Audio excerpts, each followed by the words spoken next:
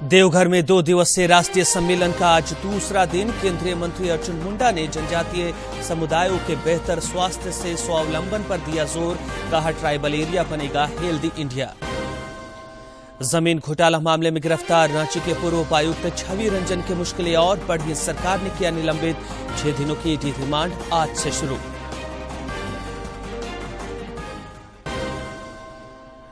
रांची में चल रहे 3 दिवसीय सांसद सांस्कृतिक महोत्सव का आज आखिरी दिन। दूसरे दिन राज्यपाल भी हुए शामिल। बांग्ला सांस्कृतिक मेला का समापन आज।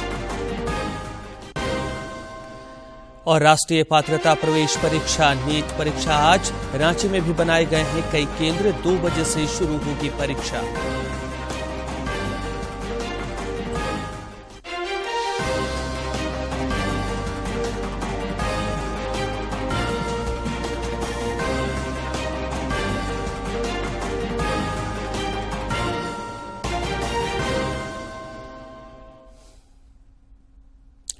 नमस्कार, खबरें झारखंड में स्वागत है आपका। मैं हूं रियाज आलम और अब समाचार विस्तार से।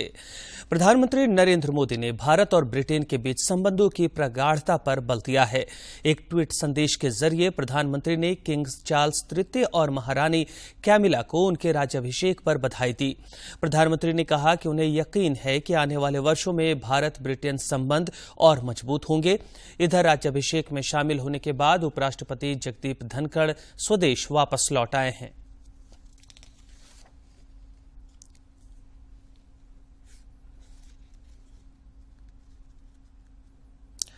देवघर के देवीपुर एम्स में जनजातीय स्वास्थ्य पर 2 दिवसीय राष्ट्रीय सम्मेलन का आज दूसरा दिन है।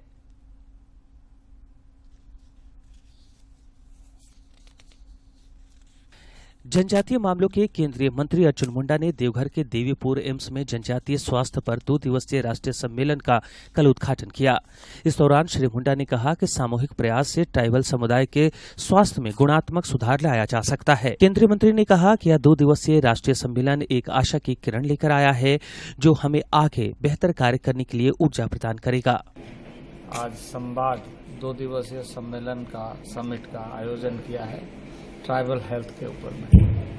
ट्राइबल हेल्थ यानी जब हम कई वर्षों का डेटा को एनालिसिस करके देखते हैं तो ट्राइबल हेल्थ में कई ऐसे पैरामीटर है जिसमें हमें चिंता में भी डालता है और आगे काम करने का अपॉर्चुनिटी भी देता है। केंद्रीय मंत्री श्री अर्जुन मुंडा ने कहा कि हालांकि पिछले 8 से 10 वर्षों में जनजातीय समुदायों की स्थिति में काफी सुधार हुआ है, लेकिन अब भी काफी काम करने की जरूरत है। उन्होंने यह भी कहा कि ट्राइबल स्वास्थ्य से स्वावलंबन की ओर कैसे बढ़े, इस पर काम करने की आवश्यकता है। हो रहा है, ऐसा नहीं है कि सुधार नहीं हो रही है। पिछले 8-9 वर्षों में तो बहुत ही ड्रास्टिकली सुधार हुआ है, लेकिन इसके बावजूद भी यदि हम देखें तो और भी काम करने की बहुत संभावना है। उन्होंने कहा कि देवघर के देवीपुर एम्स को सेंटर ऑफ एक्सीलेंस बनाने के लिए उनका मंत्रालय पहल करेगा, ताकि बीमारियों के शोध कार्यों को नया आयाम मिल सके और ट्राइबल एरिया हेल्दी इंडिया के रूप में स्थापित हो सके। सेंटर ऑफ एक्सीलेंस बनाएंगे। हमारे ट्राइबल अफेयर्स मिनिस्ट्री की तरफ से as a centre of excellence जो भी काम करेगा उस कार्य के लिए हमारा पूरा सहयोग प्राप्त होगा। इस मौके पर देवघर एम्स के डायरेक्टर सौरभ वार्ष्णेय समेत अन्य लोगों ने भी अपने विचार रखे। देवघर देवीपुर से मनीष दुबे की रिपोर्ट। जमीन घोटाला मामले में गिरफ्तार रांची के पूर्व उपायुक्त छवि रंजन की मुश्किलें और बढ़ती जा रही हैं। गिरफ्तारी के बाद राज्य सरकार ने उन्हें अब निलंबित कर दिया है। कल कार्मिक विभाग द्वारा इससे संबंधित अधिसूचना जारी कर दी गई। गौरतलब है कि ईडी ने गुरुवार को धन शोधन निरोधक अधिनियम के तहत जमीन घोटाला में छवि रंजन को गिरफ्तार कर लिया था, जिसके बाद अब सरकार की ओर से अखिल भारतीय सेवाएं नियमावली के अंतर्गत उन्हें तात्कालिक प्रभाव से निलंबित कर दिया गया है। इधर छवि रंजन की ईडी रिमांड भी आज से शुरू हो गई है। वे 6 दिनों तक ईडी की रिमांड में रहेंगे। पीएमएलए कोर्ट की विशेष अदालत ने उन्हें 12 मई तक के लिए ईडी रिमांड पर भेजा है। केंद्रीय वित्त मंत्री निर्मला सीतारमण ने बेंगलुरु में एक कार्यक्रम को संबोधित करते हुए कहा कि भारत में मंदी की संभावना शून्य है। Today are on the verge of facing recession, whereas India, even by I think it was Bloomberg or one such a group, the chance of any country entering a recession now for India is zero.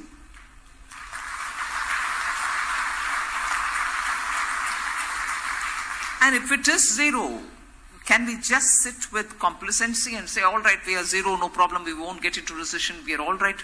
No, we can't. Ranchi में चल रहे 3 दिवसीय सांसद सांस्कृतिक महोत्सव का आज आखिरी दिन है। राज्यपाल सीपी राधाकृष्णन ने भी कल शाम कला संस्कृति के इस महासमागम में उपस्थित होकर लोक कलाकारों और प्रतिभागियों को प्रोत्साहित किया। इस मौके पर रांची के सांसद संजय सेठ, वरिष्ठ भाजपा नेता कड़िया मुंडा और भाजपा विधायक दल के नेता बाबूलाल मरांडी समेत अनेक गणमान्य लोग उपस्थित थे।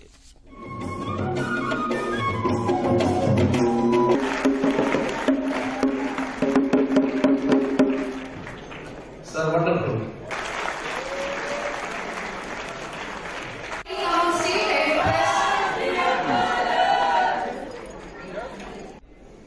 Child in her body that time. That is what we understand from the story of Abhimanyu. Yes. So it's not that children cannot listen. They are listening, but we cannot understand it. That is the reason. I have been informed that in this Sanskrit Mahotsav 2083 participants will showcase their talents. That is a great thing. That is a great thing. And there have been those who are experts and volunteers are managing the show.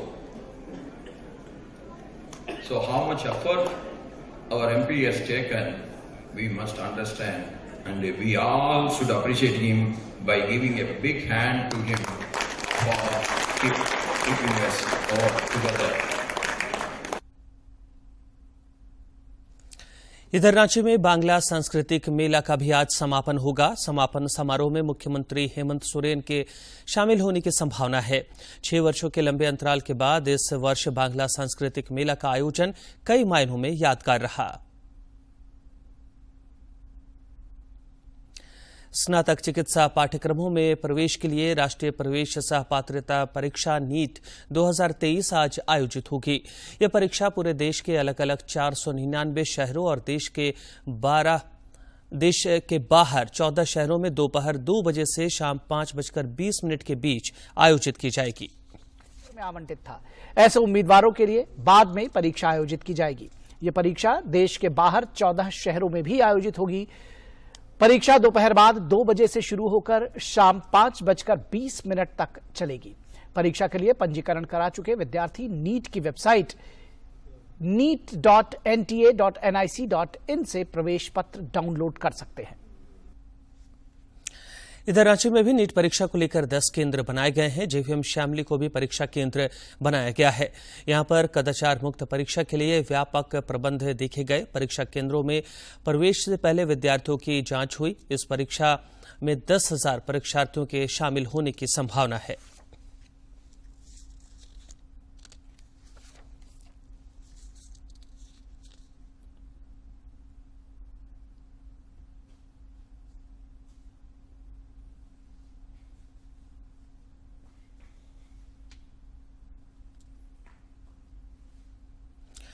प्रधानमंत्री नरेंद्र मोदी 28 मई को मन की बात कार्यक्रम के जरिए देशवासियों के साथ अपने विचार साझा करेंगे। प्रधानमंत्री ने इस कार्यक्रम के लिए लोगों से अपने सुझाव देने का आग्रह किया है। सुझावों को टोल फ्री नंबर 1800117800 पर मिस कॉल देकर रिकॉर्ड कराया जा सकता है। माई गॉव फोरम या नमो ऐप पर भी लोग अपने सुझाव दे सकते हैं। आकांक्षी जिला गढ़वा के किसान सरकार से मदद और प्रोत्साहन पाकर फूलों की खेती के जरिए आर्थिक रूप से सशक्त बन रहे हैं। जिले के हरंगी पंचायत के बनखेता गांव के प्रगतिशील किसानों ने फूलों की खेती की ओर कदम बढ़ाया है, जो उनके लिए लाभदायक सिद्ध हो रहा है। सरकार से मदद और प्रोत्साहन पाकर यहां नवीनतम तकनीक के माध्यम से 50 डिसमिल जमीन में गेंदा फूल की खेती की जा रही है।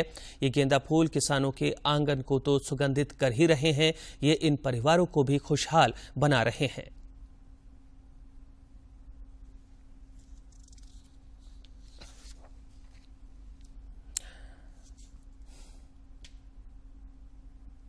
से करत ही और ओकरे से भरण पोषण होत बा। फूल का खेती कीजिए, आपका भरण पोषण मतलब खेती करने पर मैंने कुछ उसमें लाभ और फायदा है। तो शुरू में मैंने 10,000 पौधा जिसे मैंने मिला हमरा, तो दोबारा फिर मिला मांगने पर मैंने 30,000 पौधा मिला, नहीं 30,000 तो टोटल पौधा हमको 40,000 पौधा मिला। 40,000 पौधा मिलने के बाद 12 कट्ठा में खेती किए और जो मैंने मान लीजिए कि प्रतिदिन जो अपना 1,500 बिक्री अपना भरण पोषण अपना घर में किसी प्रकार मैंने अपना रोजी रोटी चल रहा है। राज्य बागवानी मिशन के तहत फूलों की खेती के लिए योजना थी हमारी, उसमें ये आए थे और आवेदन दिया था इन्होंने। इनको हम लोगों ने गेंदा फूल प्रोवाइड किया था विभाग से, जो उन्होंने फील्ड में लगाया है और फील्ड में अभी हम लोग विजिट करने के लिए आए हैं तो देखा जा रहा है कि बहुत अच्छे से इन किसान ने लगभग 50 डिसमिल में इन्होंने गेंदा की फूल की खेती की है। केंद्र सरकार और राज्य सरकार की योजनाओं का लाभ लेके अपने आर्थिक स्थिति को सुधार कर रहे हैं और ट्रेडिशनल खेती जो है सब्जी और फल की, उसके अलावा भी फूलों की खेती भी बहुत अच्छी तरीके से कर रहे हैं। उत्तराखंड में चार धाम यात्रा सुचारू रूप से जारी है। अब तक 4 लाख से अधिक श्रद्धालु चार धाम के दर्शन कर चुके हैं। सबसे अधिक 1,40,000 से अधिक श्रद्धालुओं ने केदारनाथ के दर्शन किए। संबंधित प्रशासन और मंदिर समिति ने श्रद्धालुओं की सुविधा के लिए विशेष प्रबंध किए हैं। स्वास्थ्य विभाग ने चार धाम यात्रा मार्ग पर स्वास्थ्य जांच केंद्र बनाए हैं। और अब कुछ खबर राज्य के विभिन्न जिलों से।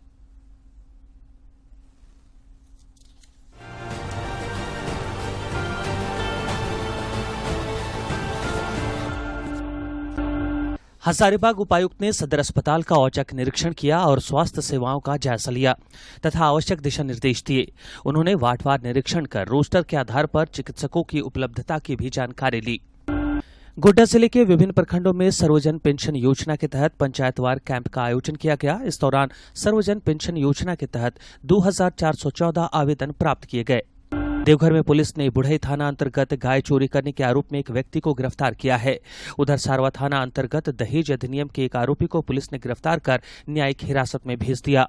झारखंड विधानसभा प्राक्कलन समिति के सभापति और सदस्य सरायकेला पहुंचे। इस दौरान सभापति निरल पूर्ति और सदस्य अमर कुमार बावरी, दशरथ गगरई, संजीव सरदार तथा समीर महंती ने सरायकेला परिसदन सभागार में वरीय पदाधिकारियों के साथ बैठक कर विभिन्न विभाग अंतर्गत संचालित योजनाओं की कार्य प्रगति की समीक्षा की। साहबगंज में स्वच्छता पखवाड़ा अंतर्गत सभी प्रखंडों में ठोस एवं तरल कचरा प्रबंधन हेतु विभिन्न संरचनाओं का निर्माण एवं पौधारोपण किया गया। जिला स्तरीय वृक्षारोपण कार्यक्रम में उप विकास आयुक्त प्रभात कुमार बर्दियार, कार्यपालक अभियंता पेयजल एवं स्वच्छता प्रमंडल ने विकास भवन में वृक्षारोपण किया। देवघर उपायुक्त ने जानकारी दी है कि कल पूर्वाह्न 11 बजे से टॉक टू डीसी ऑनलाइन कार्यक्रम का आयोजन पूर्व की तरह किया जाएगा। जिले के लोग प्रज्ञा केंद्रों के माध्यम से अपने समस्याओं और सुझावों को उनके समक्ष रख सकते हैं। खूंटी में जनशक्ति से जल शक्ति अभियान के तहत विभिन्न प्रखंडों में जल संरक्षण के उद्देश्य से सामूहिक प्रयास जारी है। जिले के उपायुक्त ने कुछ फोटो साझा कर बताया कि बोरी बांध निर्माण के लिए जिला प्रशासन एवं ग्रामीणों द्वारा संयुक्त रूप से श्रमदान किया जा रहा है। पश्चिमी सिंहभूम के उपायुक्त ने कुमारडूंगी स्थित आवासीय तीरंदाजी प्रशिक्षण केंद्र का जायजा लिया। इस क्रम में उन्होंने प्रशिक्षु खिलाड़ियों से सेंटर पर उपलब्ध संसाधन की जानकारी ली ताकि खेल प्रतिभाओं को आवश्यक खेल उपकरण मुहैया कराकर उन्हें और ज्यादा निखारा जा सके। गुमला जिला स्थापना दिवस आयोजन को लेकर तैयारी शुरू कर दी गई है। आगामी 18 मई को जिले के 40वें स्थापना दिवस के सिलसिले में बैठक आयोजित की गई। इस दौरान जिले के 40 साल के विकास के सफर की कहानी के बुकलेट तैयार करने पर योजना बनाई गई। जिला स्थापना दिवस पर कवि गोष्ठी आयोजित करने समेत अन्य विषयों पर भी चर्चा हुई। देवघर में आज भी मिजल्स रूबेला टीकाकरण अभियान को लेकर विभिन्न प्रखंडों में टीकाकरण शिविर का आयोजन किया जा रहा है ताकि 9 माह से 15 वर्ष तक सभी बच्चों को 100% टीके से आच्छादित किया जा सके। गुमला के डुमरी थाना क्षेत्र अंतर्गत एक मानसिक रूप से विक्षिप्त व्यक्ति भ्रमणशील पाया गया, जिसे थाना लाया गया। तत्पश्चात उसे उसके परिजनों को खोजकर सुपुर्द कर दिया गया। स्वच्छ भारत मिशन ग्रामीण के तत्वाधान में 29 अप्रैल से 15 मई तक स्वच्छता पखवाड़ा का आयोजन किया जा रहा है। स्वच्छता अभियान के तहत कोडरमा जिले के सभी प्रखंडों के विभिन्न ग्राम पंचायतों में ठोस एवं तरल कचरा का प्रबंधन के लिए सामुदायिक तथा संस्थान स्तर पर सोकपीट का निर्माण कराया गया। गुमला उपायुक्त ने डीएमएफटी की बैठक में संबंधित अधिकारियों को स्वास्थ्य, शिक्षा और पेयजल जैसी मूलभूत सुविधाओं पर विशेष ध्यान देने तथा सभी मुख्य चौराहों पर ऑटोमेटिक नंबर डिटेक्टर सीसीटीवी लगाने के निर्देश दिए। उन्होंने आकांक्षी प्रखंड के डुमरे में 15 जून से पूर्व ओपन जिम और खेल मैदान में बाउंड्री वॉल बनाने की भी हिदायत दी।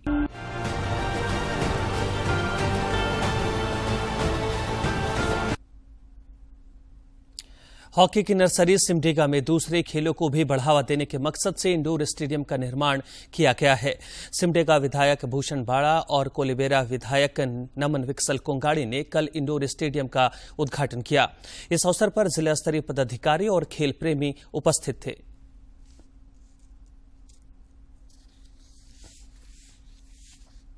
खेल प्रतिभाओं की कमी नहीं है, इसी को ध्यान में रखकर दूसरे खेलों को भी बढ़ावा दिया जा रहा है। इस कड़ी में आज यहां इंडोर स्टेडियम का उद्घाटन विधायक विक्सल कुनगाड़ी और भूषण बाड़ा ने किया। इस दौरान श्री कुनगाड़ी ने कहा कि आउटडोर के साथ साथ इंडोर गेम्स को भी बढ़ावा देने के मकसद से इसकी शुरुआत की गई है। हमारी सरकार की तरफ से हम जिला वासियों के लिए यह एक बहुत सुंदर व्यवस्था है। यहाँ पर बैडमिंटन कोर्ट है, जिम है, योगा है और बगल में एक बहुत सुंदर मैदान है जहां हम वॉकिंग कर सकते हैं। मौके पर मौजूद कोलेबिरा के विधायक भूषण बाड़ा ने कहा कि जिले में खेल प्रतिभाओं की कमी नहीं है। उन्होंने कहा कि इंडोर स्टेडियम बनने से दूसरे खेलों की प्रतिभाओं को भी अपने आप को निखारने में मदद मिलेगी।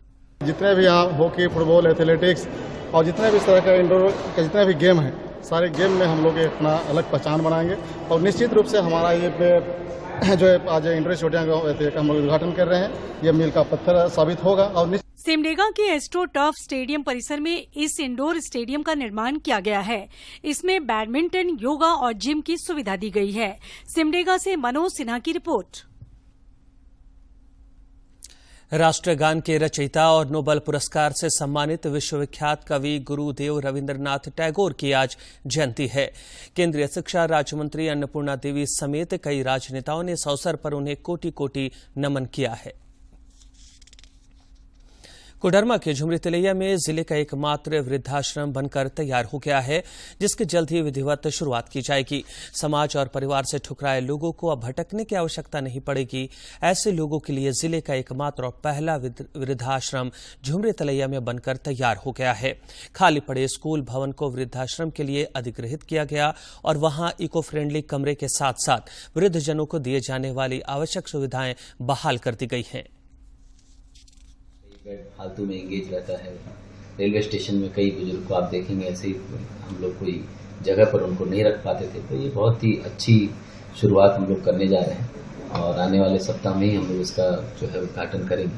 वहाँ जो सुविधाएं हम लोगों ने देने की प्रयास किया है वो एक उसका नाम हम लोगों ने दूसरा बचपन रखा है। ये छोटे बच्चे को जितनी सुविधाएं बचपन में माँ बाप उपलब्ध कराते हैं, एक बेटा होने के नाते, एक नागरिक होने के नाते मैं यही कहूँगा कि हम लोग अपने माता पिता को ऐसे समाज में जिनको रहने की जगह ठीक से नहीं दे पा रहे हैं, हम लोग उनको एक दूसरा बचपन की जगह देने का प्रयास कर रहे हैं। उसमें लाइब्रेरी, कैरम, चेस और पढ़ने की सभी धार्मिक किताबें, थोड़ा अखंड कीर्तन करने के संबंधी जो इंस्ट्रूमेंट्स होता है, तबला, झिझिनी। अगले 5 दिनों तक पारा के 3 से 4 डिग्री सेल्सियस चढ़ने के आसार हैं, जिससे एक बार फिर गर्मी लोगों को सता सकती है। मौसम विज्ञान केंद्र रांची के वैज्ञानिकों के मुताबिक आगामी 12 मई तक आकाश के साफ रहने और मौसम के शुष्क बने रहने की संभावना है। पिछले 24 घंटे के दौरान गोड्डा में सर्वाधिक अधिकतम तापमान 38 डिग्री सेल्सियस रिकॉर्ड किया गया। बाकी जिलों में भी अधिकतम तापमान में फिर से धीरे धीरे वृद्धि हो सकती है। वैसे फिलहाल अधिकांश जिलों में अधिकतम तापमान सामान्य से कम चल रहा है। इधर बंगाल की खाड़ी में चक्रवातीय प्रवाह की स्थिति बनी है, जिसका राज्य में भी असर पड़ सकता है। आज विश्व एथलेटिक्स दिवस है। जनजातीय मामलों के केंद्रीय मंत्री अर्जुन मुंडा ने एक ट्वीट संदेश में फोटो साझा करते हुए कहा कि आइए इस अवसर पर हम सभी एथलीटों की ताकत और साहस की प्रशंसा करें, खेल की शक्ति का जश्न मनाएं। आईपीएल क्रिकेट में आज दोपहर 3:30 बजे गुजरात टाइटंस का मुकाबला लखनऊ सुपर जायंट्स से और शाम 6:30 7:30 बजे राजस्थान रॉयल्स का सामना सनराइजर्स हैदराबाद से होगा। कल खेले गए आईपीएल मैच में दिल्ली कैपिटल्स ने रॉयल चैलेंजर्स बेंगलुरु को 7 विकेट से और चेन्नई सुपर किंग्स ने मुंबई इंडियंस को 6 विकेट से हरा दिया। 9 विकेट से हराया था। दूसरी तरफ कप्तान केएल राहुल के बाहर होने के बाद लखनऊ की टीम कमजोर नजर आ रही है। सीएसके के खिलाफ टीम का आखिरी मैच बारिश के चलते धुल गया था। हालांकि टीम के बल्लेबाजों का प्रदर्शन सीएसके के खिलाफ भी निराशाजनक रहा था। और दिन के एक अन्य मैच में राजस्थान रॉयल्स के सामने सनराइजर्स हैदराबाद की चुनौती होगी। राजस्थान को इस सीजन में अब तक खेले गए 10 मैचों में से 5 में जीत, जबकि इतने ही मैचों में हार का सामना करना पड़ रहा है। अभी तक 10 अंक लेकर अंक तालिका में चौथे स्थान पर काबिज है। राजस्थान को उसके पिछले दोनों मैचों में हार मिली है। दूसरी तरफ हैदराबाद को इस सीजन में अब तक खेले गए 9 मैचेस में से सिर्फ 3 में जीत नसीब हुई है, जबकि 6 में वो हारा है। तो अंक तालिका में सबसे निचले पायदान पर है हैदराबाद। ऐसे में दोनों टीमों की कोशिश इस मुकाबले को जीतकर अंक तालिका में अपनी स्थिति सुधारने की होगी। अब आइए रिपोर्ट में देखते हैं बच्चों में बहरेपन की समस्या, कारण और उपचार के बारे में। बच्चों में बहरापन बड़ी समस्या है। इसके कई कारण हो सकते हैं। गर्भावस्था के दौरान संक्रमण, जन्म के समय समस्या, शिशु में पीलिया और कई अन्य कारणों से बच्चों में बहरापन हो सकता है। बच्चों में बहरापन होने पर उनकी बोलने की क्षमता भी प्रभावित हो सकती है। तेज आवाज पर शिशु का प्रतिक्रिया न करना, माँ की आवाज सुनकर न मुस्कुराना, 3 से 6 महीने में शिशु का आवाज की दिशा में गर्दन न घुमाना, हाँ हूँ जैसी आवाज न करना, ये शिशु में बहरेपन के लक्षण हो सकते हैं। शिशु में बहरापन होने पर इसकी जल्द पहचान और सही इलाज करवाना जरूरी है। बच्चों में बहरापन होने पर इलाज सही समय पर शुरू करवाना बेहद जरूरी है। बच्चों में हियरिंग एड दी जा सकती है या फिर कॉक्लियर इम्प्लांट भी लगाया जा सकता है। बच्चों में बहरेपन के लक्षणों को नजरअंदाज न करें। बच्चों में बहरेपन की समस्या होने पर जल्द इलाज शुरू किया जाए तो बच्चे के जीवन को बेहतर बनाया जा सकता है। बच्चों में बहरापन होने पर जरूरी है कि उसकी जल्द पहचान हो और जल्द ही इलाज शुरू करवाया जाए, जिससे उसके बोलने की क्षमता प्रभावित न हो। किरण भारद्वाज, डीडी न्यूज। आजादी की अमृत कहानियों की श्रृंखला में आज देखते हैं महान क्रांतिकारी मंगल पांडे के संघर्षों की दास्तां। जब आजाद हिंदुस्तान के सपने ने जन्म लिया, आइए जाने उन वीरों के बारे में जिन्होंने स्वतंत्रता की नींव रखकर इतिहास रच दिया। बहुत समय पहले थे ईस्ट इंडिया कंपनी के एक जाबाज सिपाही, नाम था मंगल पांडे उनका। थी स्वतंत्रता संग्राम की आग जलाई। 22 वर्ष की आयु में ही हुए वो ब्रिटिश फौज में दाखिल। देख स्वार्थी अंग्रेजों को ठाना आजादी करनी है हासिल। दुख भर गया था हृदय में और मन में था गुस्सा। हिल गया ब्रिटिश राज जब हुआ ये महान किस्सा। जानवरों की चर्बी से निर्मित आई एक नई कारतूस सैनिकों की धार्मिक भावनाओं को पहुंची ठेस। देख अंग्रेजों की ये करतूत। विद्रोह का बिगुल बजा दिया मंगल ने, कारतूस को किया इनकार। हाजिर हुए देश की सेवा में और लगाई क्रांति की ललकार। क्रोधित हुए अंग्रेजी अफसर, दिया मंगल की वर्दी और हथियार छीनने का आदेश। उन्हें मौत के घाट उतार दिया मंगल ने और दिया हर भारतीय को ये संदेश, जागो उठो, है भारत माता ने पुकारा। देख ऐसा जुनून, राजा रजवाड़े सैनिक मजदूर सब में भड़क उठा अंगारा। भयभीत ब्रिटिश सरकार ने चलाया मंगल पर मुकदमा कठोर। मिली सजा फांसी की, लेकिन अब हर जगह मच गया क्रांति का शोर। प्राण त्यागे मातृभूमि के लिए, एक अकेले थे वो हजारों अंग्रेजों पर भारी। मंगल पांडे के साहस की मिसाल से हमेशा जलती रहेगी देशभक्ति की चिंगारी। आशा है कि देशभक्ति से भरपूर ये कहानियां सभी भारतीयों के मन में जोश और उत्साह भर देंगी। आजादी की अमृत कहानियां, सूचना एवं प्रसारण मंत्रालय और नेटफ्लिक्स द्वारा प्रस्तुत। और अब आइए हमारे पद्म में देखते हैं विशेष शख्सियतों के जन कल्याण के कार्यों को। गिर के जंगलों में शेरों के साथ सिद्धि आदिवासी समुदाय की एक ऐसी महिला रहती हैं जो आदिवासी समुदाय के उत्थान और विकास के लिए अथक प्रयास कर रही हैं। गिर के जंगल के जम्बूर गांव की अफ्रीकी मूल की सिद्धि आदिवासी महिला हीराबाई इब्राहिम लोबी ने अपनी कर्मठता से समाज सेवा को एक नई दिशा दी है। हीराबाई लोबी ने बैंक में महिलाओं के खाते खुलवाए, बचत करना सिखाया। महिलाओं द्वारा लकड़ी काटना बंद करवाकर उन्हें खाद बनाना, अगरबत्ती, साबुन बनाना, कपड़े सीना सिखाया। बैंक से लोन दिलाकर गाय भैंस जैसे पालतू पशुओं के लिए महिलाओं की मदद की ताकि वे पशुपालन से जुड़ सके। यही नहीं, सिद्धि समुदाय के बच्चों को बुनियादी शिक्षा प्रदान करने की महान भावना के साथ कई बाल विद्यालय, आंगनवाड़ियाँ शुरू की। हीराबाई के इन प्रयासों से जम्बूर की महिलाएं किराना दुकान, सिलाई आदि कर अपने पैरों पर खड़ी हो रही हैं। पुरस्कार से मिली धनराशि को भी उन्होंने गांव के विकास में ही लगा दिया।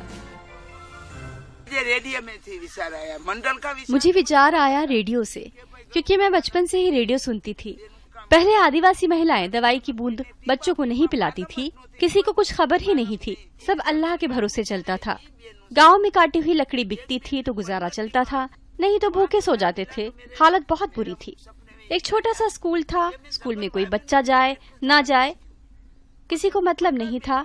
पर मैंने जब से कार्य शुरू किया तब से मेरा एक ही सपना था, मेरे आदिवासी समाज के लिए एक स्कूल बनाऊं। महिलाएं जंगल से लकड़ी काटती थी, वो बंद कराकर महिलाओं को खाद बनाना सिखाया। एक बहन को 15 दिन खाद बनाने के एवज में 5000 रुपए मिले तो सब इसी काम में जुट गए। मैंने जंगल बोया नहीं, पर मैंने जंगल को बचाने का काम किया है। आज हमारे गांव में हर घर में नल है, पानी आ रहा है, सब मोदी जी ने करवाया है। मोदी साहब यहाँ 24 घंटे बिजली दे रहे हैं, इसीलिए हमारे किसानों को बहुत ही फायदा हो रहा है। मेरे पास अब 45,000। और अंत में मुख्य समाचार।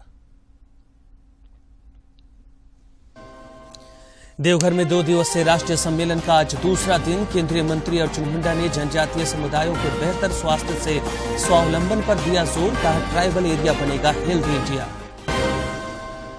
जमीन घोटाला मामले में गिरफ्तार रांची के पूर्व उपायुक्त छवि रंजन की मुश्किलें और बढ़ी, सरकार ने किया निलंबित। 6 दिनों की ईडी रिमांड आज से शुरू। रांची में चल रहे 3 दिवसीय सांसद सांस्कृतिक महोत्सव का आज आखिरी दिन। दूसरे दिन राज्यपाल भी हुए शामिल। बांग्ला सांस्कृतिक मेला का समापन आज। और राष्ट्रीय पात्रता प्रवेश परीक्षा नीट परीक्षा आज। रांची में भी बनाए गए हैं कई परीक्षा केंद्र। 2 बजे से शुरू होगी परीक्षा।